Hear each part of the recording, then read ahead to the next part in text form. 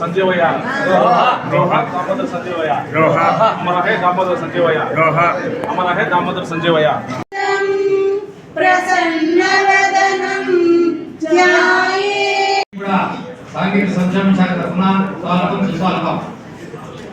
అధ్యక్షుల వారి 1921లో మన రాయలసీమలోని కర్నూలు పక్కనే 5 కిలోమీటర్ల దూరంలో పెదపాపాడు విలేజ్ ఉంది.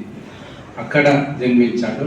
నేను ఇప్పుడు కర్నూలు నుంచే ఇక్కడ ట్రాన్స్ఫర్ వచ్చింది. కర్నూలులో 8 అడుగుల చిత్రపటం ఉంది పెద్దగా, దామోదరం సంజీవ్ గారు. ఒక మనిషే అచ్చో ఆయన ఎట్లుంటాడో అట్లే కనిపిస్తుంది.